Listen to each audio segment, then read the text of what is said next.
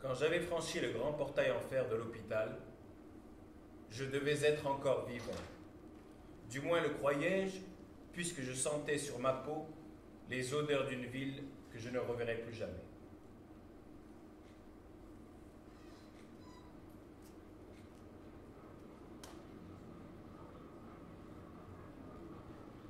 Le plus naturellement du monde, j'avais emboîté le pas à un des employés de la mort lente. Je m'étais fait inscrire sur une fiche jaune déjà tachetée de chiures de mouches. J'avais dit merci 4 ou 5 fois à des têtes évoluant derrière des grillages, dans des espaces réduits, où s'entassaient des décennies de paperasse et de clichés radioscopiques sur des étagères poussiéreuses.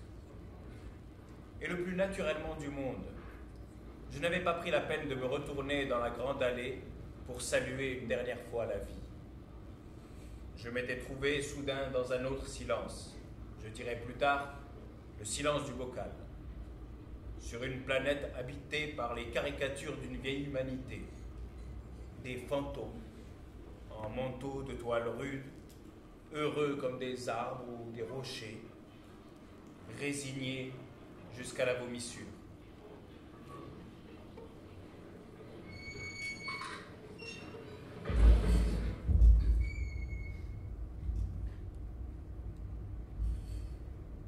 Je côtoie maintenant la mort tous les jours. C'est pourquoi je ne la crains plus. Je la vois dans les yeux de mes compagnons, habillée elle aussi d'un sordide pyjama bleu, fumant comme tout le monde du mauvais tabac, racontant n'importe quoi dans l'attente du crépuscule. Elle ne se cache pas dans les coins sombres, derrière les talus, sous les lits, dans les latrines humides et puantes. Elle s'attable avec nous. Elle rit quand nous rions. Elle partage nos folies, puis elle nous conduit dans nos pavillons, dans nos draps, comme on conduit des chenapans qui refusent de dormir tout. Attend-elle sur le seuil des pavillons que les yeux se ferment et que les corps s'assoupissent dans le noir? Seuls les agonisants la reconnaissent vraiment lorsqu'elle se matérialise. Elle arrive au chevet de l'insomniaque. Elle écoute sa respiration difficile. Elle l'invite à la suivre sans cruauté, sans solennité. Je me suis levé pour aller voir mon premier mort. À l'annonce de sa fin, ses compagnons de salle s'étaient mis aussitôt à le détrousser, à se bousculer autour du maigre butin. Des babouches usées jusqu'à la corde, quelques mandarines intactes et une tablette de chocolat à peine entamée. Dis donc, espèce d'enculé! C'est un grand gaillard qui crie. Il se redresse et c'est la bagarre pour le partage du butin et pour laver l'insulte dans des empoignades viriles. Maudissez Satan! Allons les musulmans, maudissez Satan! Un enseignant de l'école coranique intervient. Mais les musulmans n'ont pas le temps de maudire quiconque. Puis, c'est au tour de deux zèbres de se prendre à la gorge pour un paquet de casasport découvert sous l'oreiller. Dans la mêlée, j'ai l'incroyable vision d'un adolescent penché sur le cadavre et jouant avec la verge sans vie. Apparaissent enfin deux gardes chiourmes. Alors, le vieux va classer? Pendant que l'un d'eux rabat le drap sale sur le visage du mort sans prendre la peine de lui fermer les yeux, l'autre, bon père, mort à pleines dents dans la tablette de chocolat réquisitionnée.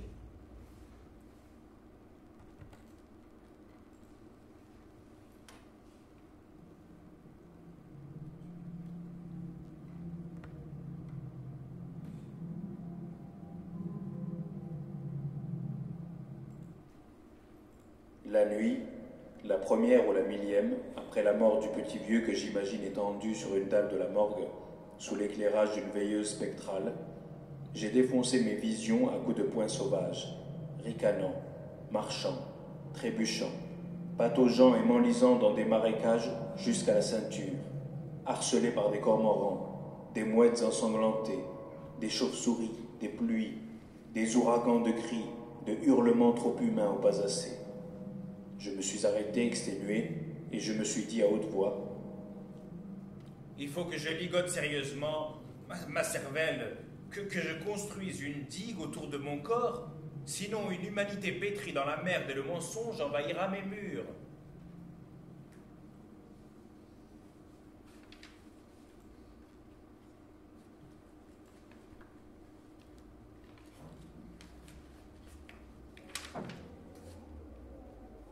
Cette nuit, j'ai cru que ça y était. Je me suis étendu aussi raide qu'une planche. Je me suis même maudit d'avoir oublié les chandelles, oui. Je tiens aux chandelles, figurez-vous, ça a de la gueule, un cadavre entouré de flammes. Et j'ai récité la profession de foi, 1, 2, 3, 4, et 5 fois, on ne sait jamais. Et j'ai fermé les yeux, et j'ai attendu. Au bout d'un moment, j'ai jeté un coup d'œil à ma montre, puis j'ai refermé les yeux, et j'ai attendu encore, et encore. Et il est venu? Il n'y a qu'à moi que ça arrive, des choses comme ça.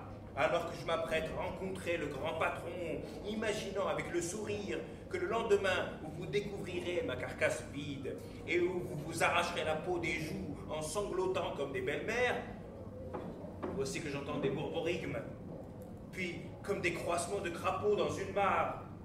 Je redresse de nouveau la tête, me demandant si le dernier orage n'a pas largué autour du pavillon quelques-unes de ces sales bêtes. J'ai dû me rendre à l'évidence. C'étaient mes intestins qui gargouillaient comme une tuyauterie mal emboîtée. Pire, moi qui avais pris la peine de faire des impulsions comme il faut, je ne pouvais plus me retenir. Un P aussi gros qu'un melon juteux retentit, suivi d'une chiasse que j'eus toutes les peines à retenir. Je courus comme un forcené vers les toilettes. Je faillis tomber à la renverse de l'obscurité, et voilà! Il faut que ça m'arrive à moi, des choses comme ça. À moi, qui attendais dans une ferveur religieuse. Et qu'est-ce qui me tombe sur le rable? Une diarrhée carabinée. Je vous le demande un peu, mes amis. Vous, mes seuls frères en ce bas monde, que me faut-il faire? Moi j'ai beaucoup de riz. Sale con! Lance à le paix. Je ne parle pas de ma diarrhée. Quand j'aurai besoin d'un remède, je te sonnerai. Quelqu'un demanda d'un air crédule si les anges étaient comme les fonctionnaires. Et alors, fit le paix. Tout le monde sait que les anges sont les fonctionnaires du ciel. Et la mort n'est-elle pas aussi un ange du ciel? Où veux-tu en venir, avorton? À ceci, tu as fait tes ablutions, ta prière du soir. Tu as récité la profession de foi, mais tu as oublié le plus important. Et c'est quoi, d'après toi, le plus important? Eh, beau gueule, vous autres! Laissez l'avorton répondre. Tu as oublié de la corrompre. Le paix surpris finit par éclater d'un rire si fort, si profond, si contagieux que personne ne peut résister à l'envie de se rouler par terre. Le litron, en larmes, les jambes en l'air, rué comme un mulet auquel on aurait frotté le derrière avec des piments soudanais. L'instant d'après, tout le monde s'essuie les yeux, octant, respirant bruyamment, tels des soufflets crevés. Le paix très sérieux.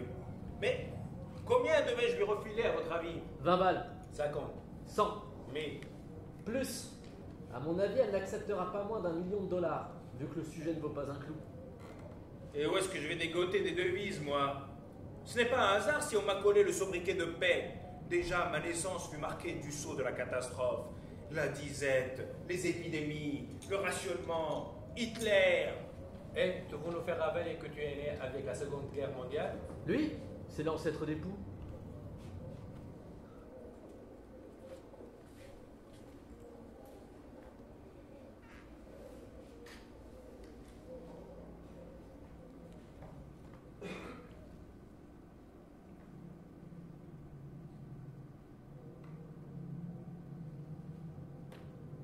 Je me tasse dans mon coin. Je me demande encore une fois de trop ce que je fous ici. C'est un drôle de cimetière. Les pensionnaires vivent au-dessus des tombes, parmi les ronces, les cactus, les insectes, les reptiles, des coquelicots et des narcisses. Ils se déplacent avec un linceul bleu, 2 pièces, des pantoufles ou des babouches, et une ribambelle d'insultes au bout de leurs lèvres gercées, et de la bave aux commissures. Et me voici parmi eux, prisonnier volontaire, indolent, casanier comme pas un, flemmardant, noircissant des pages et des pages inutiles. Mes doigts tremblent, tracent quelquefois une écriture qui n'est pas mienne, que je déchiffre avec difficulté. me lira? Mes personnages taillés dans de la bricole, auréolés de rêves du style prêt-à-porter, noyés jusqu'au cou dans une inaction morbide, et des aventures où ils Robinsonnent, buvant à gogo du picrate imaginaire, couchant à gauche et à droite avec des putains aussi belles que Nefertiti et Elizabeth Taylor, silhouettant des cow-boys, des forbans, des pirates, des gangsters faméliques, atteints de bronchite chronique, trachome et de je ne sais quoi d'autre d'assaisonné de bénédictions divines. Je les interpelle dans ma solitude un à un.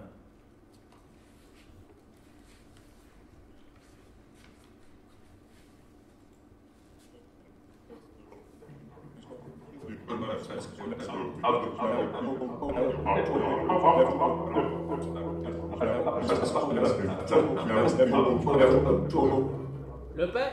Présent?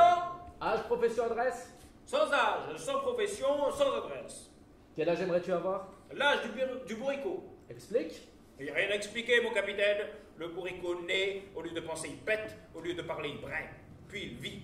Il vit pour transporter des fardeaux, recevoir des taloches, bander au printemps, et il ne s'arrête jamais pour chier, toujours pressé, toujours servile. Quand il meurt, il ne le sait pas. Il meurt, c'est tout. La profession que tu aimerais exercer? Aucune, Dieu m'en garde. Flemmard? Oh non, ambitieux. Voyez-vous, mon capitaine, dès le berceau, on m'a dit « Le travail, c'est la santé ». Alors j'ai travaillé, j'ai bossé comme un esclave, et un beau matin, j'ai perdu la santé, définitivement. Et ça m'a donné à réfléchir. Le magot, ça ne se ramasse pas avec la sueur au front, mais avec de la triche, du vol, de la combine, du trafic. Je ne suis pas juriste, mais je dis, il faut savoir lire entre les lignes de la loi. Il n'y a que les imbéciles qui se contentent de la lecture au premier degré. Les imbéciles et les honnêtes gens, ce qui est du pareil au même. C'est pour ces pauvres types qu'on a construit des prisons. Quand on dit la société bien faite, il faut toujours se demander pour qui. Le lutron? Je suis là, Quel âge as-tu? 18 ans. Comment le sais-tu? Mon père était comptable, Quel est ton métier? voyou, chapardeur, trafiquant à l'occasion, gigolo, proxénète, je m'en foutisse devant le créateur et j'en passe. Et maintenant? Je suis en instance. Monsieur, comme tout le monde, je vis dans le provisoire. J'espère dans le provisoire. Je dors et rêve dans le provisoire et je compte provisoirement beaucoup sur l'avenir. Tenez, regardez, monsieur, j'ai un certificat de travail provisoire quand je serai guéri provisoirement. Argan? Oui. Je dois mon sobriquet à l'arganier, arbre rarissime du Sousse qui fournit aux miséreux du coin une huile sombre, un peu lourde, dont ils se nourrissent matin, midi et soir. Tu parles de ta chevite? Je sais insulter couramment, maudire, mais je le parle occasionnellement, avec beaucoup de respect quand il faut taper l'épicier du quartier ou lui demander un crédit. C'est un bonhomme intraitable et radin, même avec lui-même.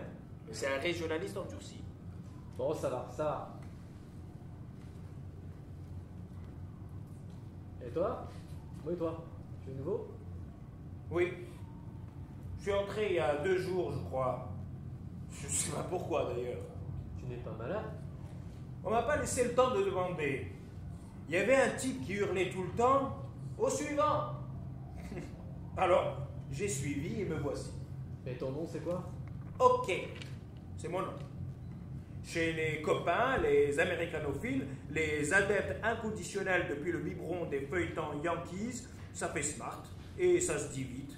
Mais si tu préfères m'appeler Kalsoum, j'y vois pas d'inconvénient. J'en ai de l'instruction, faut pas croire, dans le littéraire, le civique, le religieux et le sport. Je connais par cœur les mots à la 4 et les 60 versets du Coran. Ça me permet de distinguer les connards pour la vie des petits poussés. Je m'explique. Les connards pour la vie n'osent jamais avouer que c'est du charabia de l'Antiquité. Ils comprennent que dalle, mais on a sa fierté de con. Les autres, ils ont la mémoire du petit poussé. Un verre par-ci, un bout de Coran par-là, glané en chemin, comme un quignon de pain rassis effrité entre l'école d'autrefois et le bistrot. Mais voilà, en quittant l'école, je me suis trouvé le cul par terre, dans la gadoue de la 3e catégorie, les mystagogues de la grammaire arabe, Les gommeux, même pas foutus de gagner leur vie en tapant sur le clavier d'une Underwood. J'ai bossé 1 mois au ministère de la Justice et j'en ai eu ma claque. Un vrai lac de merde et de boue, où circulent des alligators, des anacondas, des piranhas d'une voracité à boulotter l'humain en une fraction de seconde. J'ai dû prendre un bain de chômage pour sauver ma peau d'idéaliste, et là aussi, je me suis trouvé le cul par terre. Je n'ai nulle part où trouver des larmes.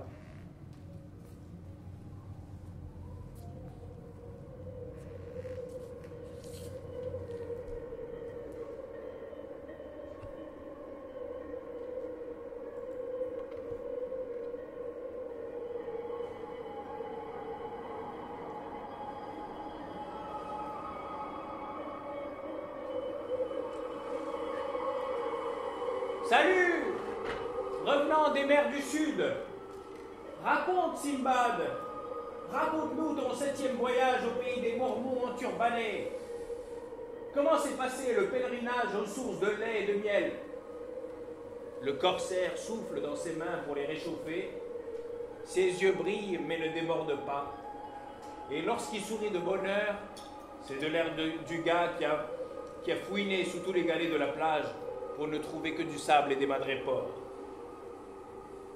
Raconte, vieux! Que devient le monde du dehors?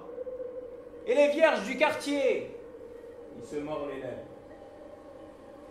Nous avons soif de bruit, de cris, de foule, de ciel. Il soupire et obstinément il se tait. Ce n'est que plus tard qu'il racontera son odyssée de la tristesse et du silence.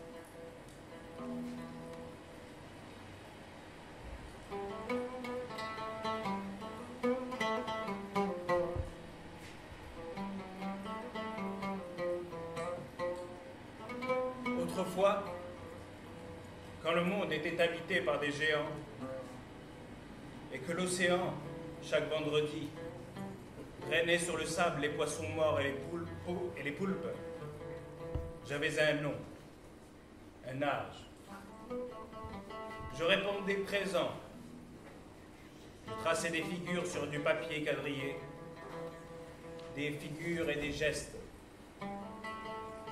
des silhouettes uniformes, des architectures tremblantes, d'où naissaient toujours des continents minuscules, des cataclysmes qui débordaient sur la marge rouge.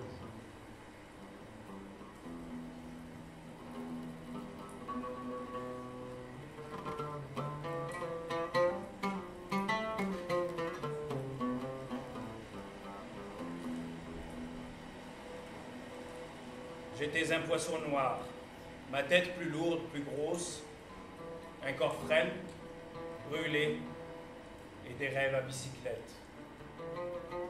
Des rêves aussi grands que la paume de la main, qui vieillissaient à l'aube, se répandaient autour de mon corps, sur les draps, dans les rayons humides. Je les sentais mourir chaque fois de la même mort, au pied d'une falaise, dans une chute d'éternité.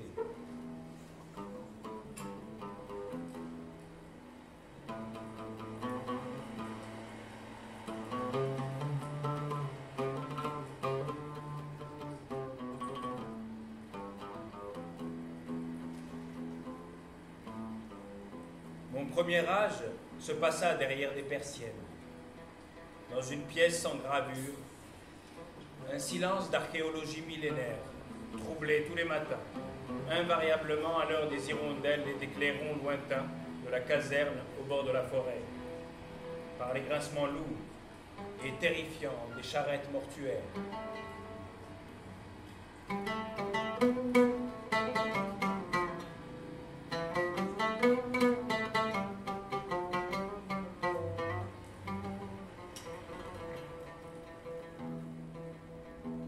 C'était de longues nuits, des nuits interminables, où le monde au-delà des persiennes basculait vers des pays barbares, d'insurrection et de guerre. Le ciel ne se peuplait jamais d'étoiles, mais de voix graves et vieilles, dont le débit monotone me faisait souvent serrer avec des mains moites, tremblantes, les draps de mon lit.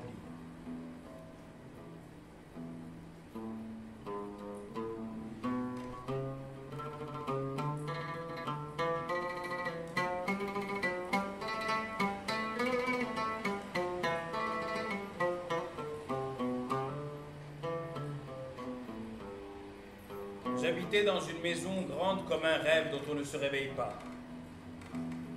Sur la terrasse de cette maison arrivaient jusqu'à moi, quelquefois, des géants à lunettes.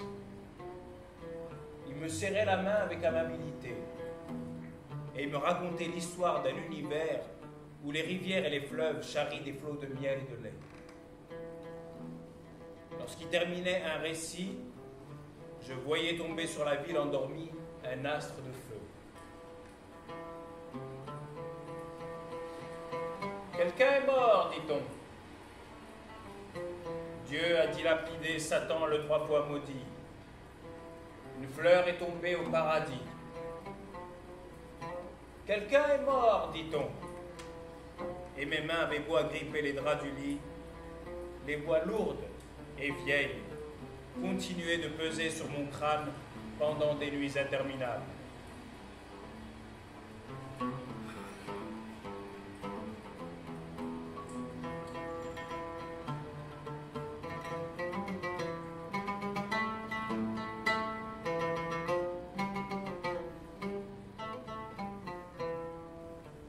C'était des matins pluvieux, où l'odeur salée de l'océan pénétrait dans les maisons avec ses relents d'algues et de poissons. Des hirondelles, toujours en fête, s'amusaient à faire des embardées vertigineuses sur des fils électriques.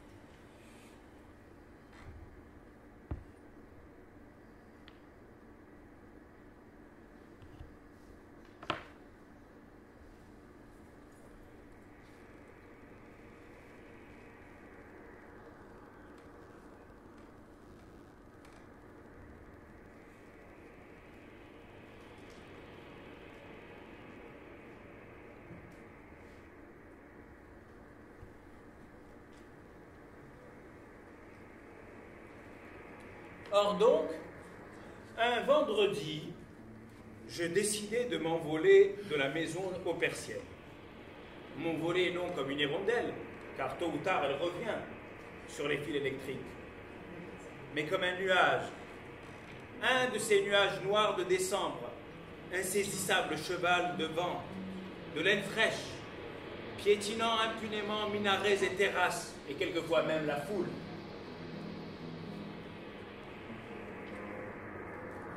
Je ne fus pas nuage, ni de vent, ni de laine, emporté loin vers le sud, ayant perdu au-dessus de Casablanca mes chaussures et ma chemise. C'est la faute, je crois, à grand-mère Yamna. À moins que... Non, c'est bien grand-mère Yamna qui me souffla dessus. Oh! Ce n'était pas de mon intention de m'envoyer loin. Une petite promenade du côté d'un champ de coquelicots à la frontière de la ville. Seulement le vent ce vendredi de décembre n'était pas d'humeur à ménager les corps fragiles. Je devins très vite un point noir dans le ciel.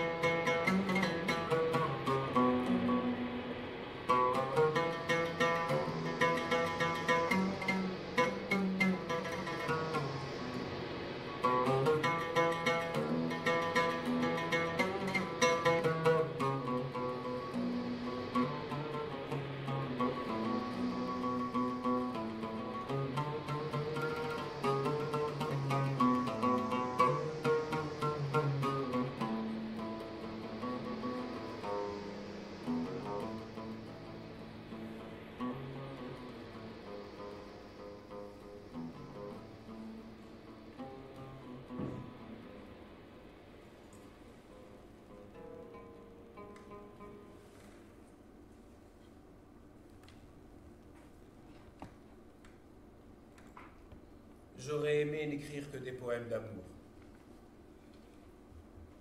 J'aurais aimé, moi aussi, prendre le matin dans mes bras, respirer sa lumière, sa rosée, pour m'amuser crever des nuages, voler la voie lactée, sauter de pétale en pétale. J'aurais aimé qu'on morde la poésie à pleines dents, comme on mordait à pleines dents les contes. Mais les contes n'ont plus la saveur du fruit. On a condamné à mort l'ogre et l'ogresse parce qu'ils n'égrenaient pas le chapelet. On a brûlé vive, dans les odeurs de nattes et de mosquée, la belle amoureuse qui se transformait en source. J'aurais aimé dire moi aussi mon amour, malgré la boue, malgré le sang. J'aurais aimé dire je t'aime, comme on aurait dit je vis. J'aurais aimé dire mon enfance pour oublier la famine dans nos quartiers, pour oublier les hirondelles en haillons et pour oublier les minarets dans nos chairs plantées. J'aurais aimé invoquer un ciel bleu, des nuages tendres, avec une peau tendre de coquelicot. J'aurais aimé, au son du tambourin et de la flûte taillée en hâte, faire perdre la tête à l'écho des montagnes, enseigner des danses modernes à l'abeille et à l'oiseau des vergers, enseigner même aux grillons des rythmes nouveaux.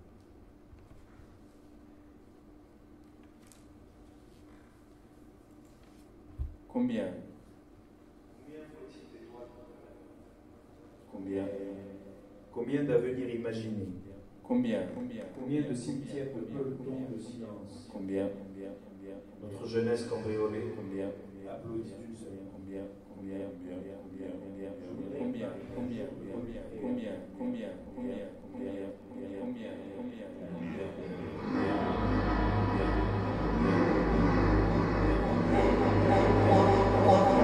Débarrasser de moi-même.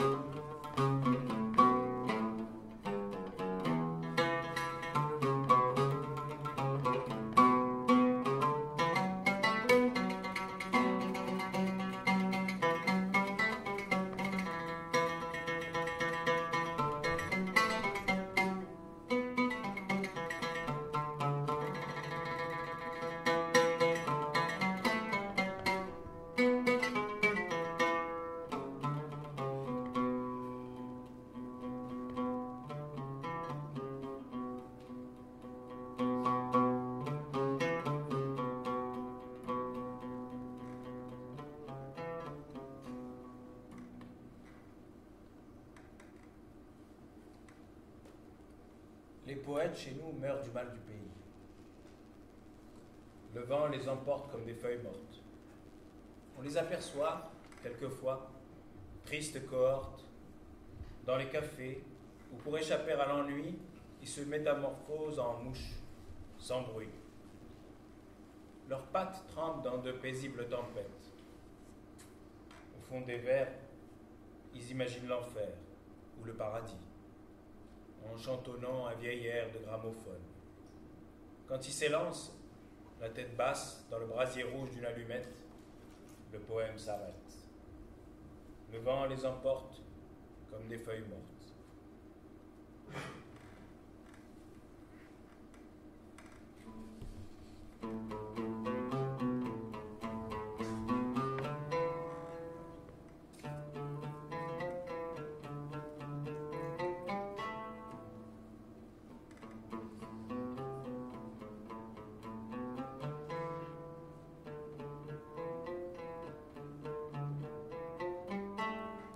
Pour nous, rien ne change.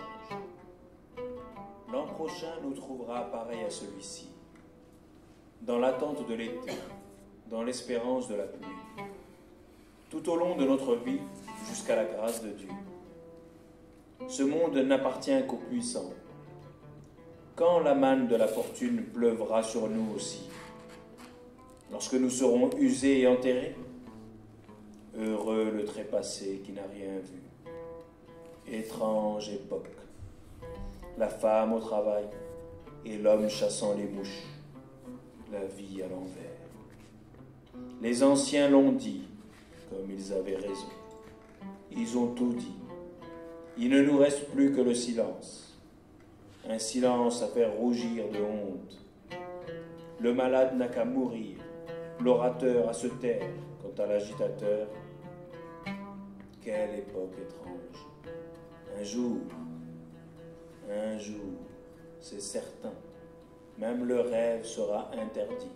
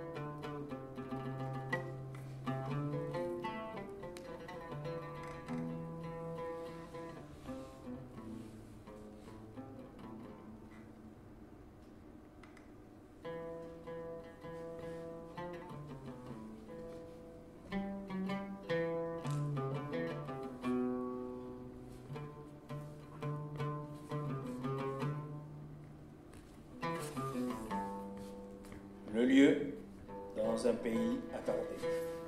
Le temps, entre hier et demain.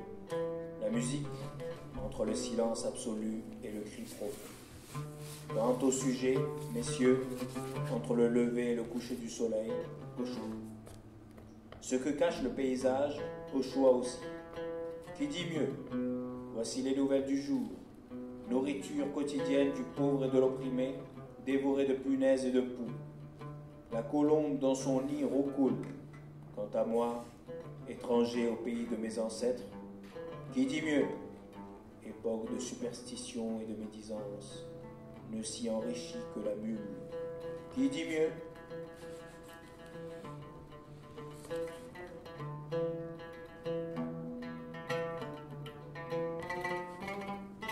Dans cette ville étrange, l'aveugle est ailleurs, et le pied beau enjambe la muraille.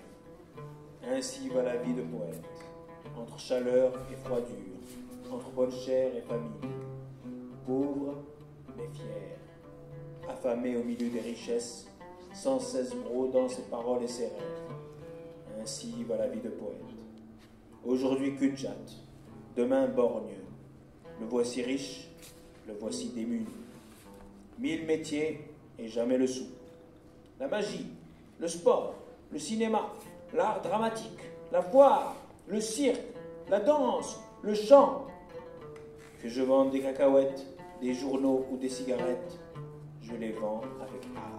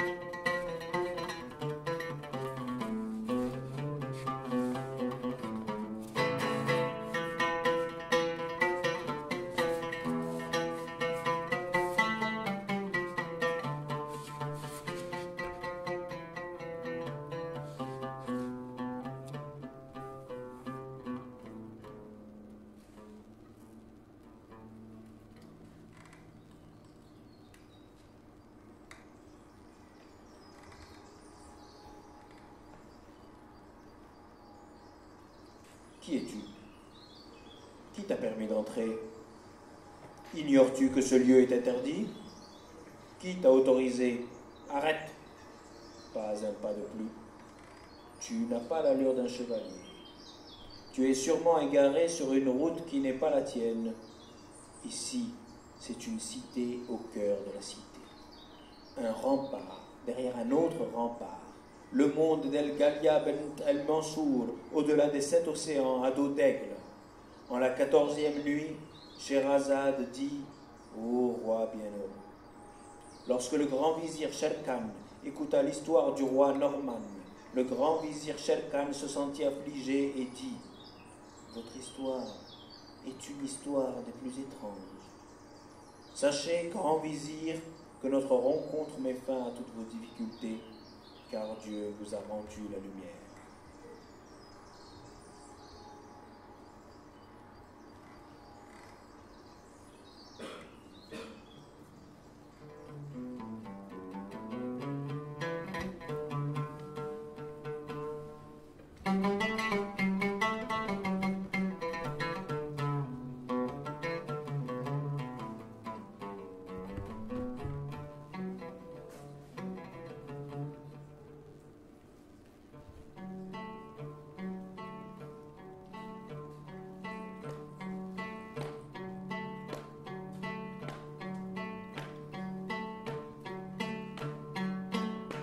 الرجل مربى المحبوب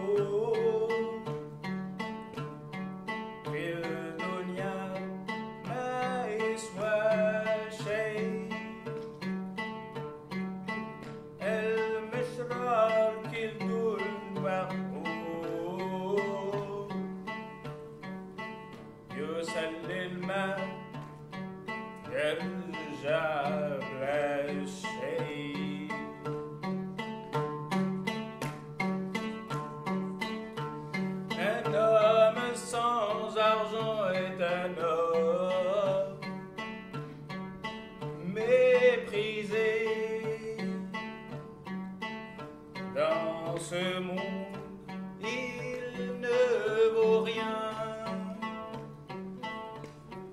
malheureux est comme un seau troué,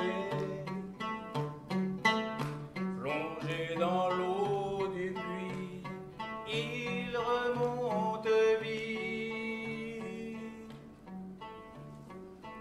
La seule chose que j'aborde, Mohammed, c'est l'argent. L'argent perverti. Il permet de monnayer le sang de l'homme. Il permet de monnayer ses oreilles, ses yeux, ses rires, ses larmes. Il permet de monnayer la sueur des hommes. Il les rend insatiables.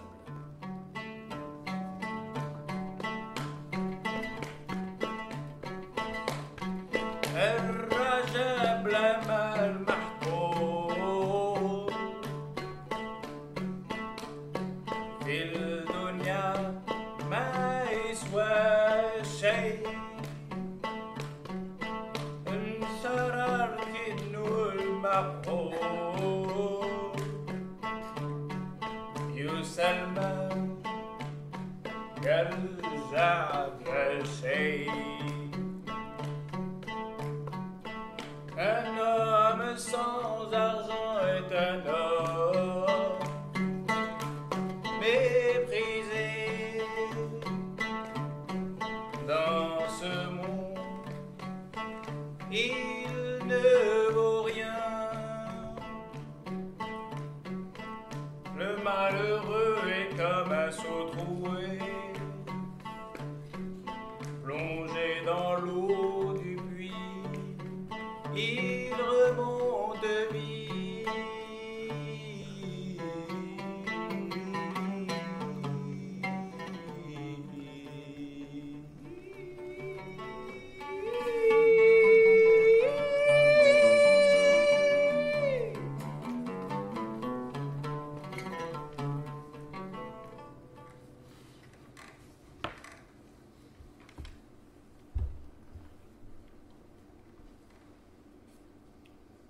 Dans les jardins morts du poème qui m'habite, je sais bien qu'un ciel en forme de lit vivant contiendra sans peine mes silences, mes mythes, forgés dans la même glaise d'un dieu rêvant d'insoutenables naufrages interstellaires. Mes ancêtres analphabètes et guerriers nomadisent dans des morceaux de paysage. Ils sentent la fraîcheur des lunes à leurs pieds, qui racontera leur naïve vérité, les défaites gantées de profondes brûlures que jamais n'évoquent les anciens retraités.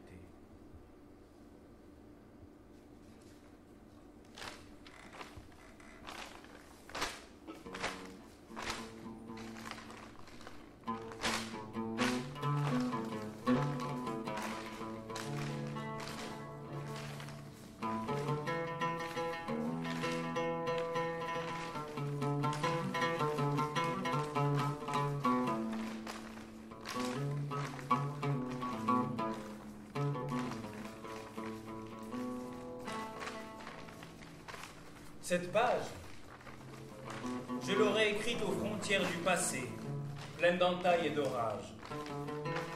Seulement voilà, il ne me reste plus que quelques actes médiocres, que des battements de cœur comptabilisés et un panier de mots qui couvrirait à peine la mort d'un oiseau.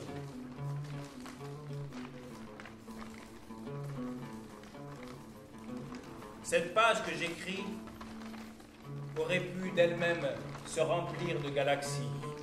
Seulement voilà,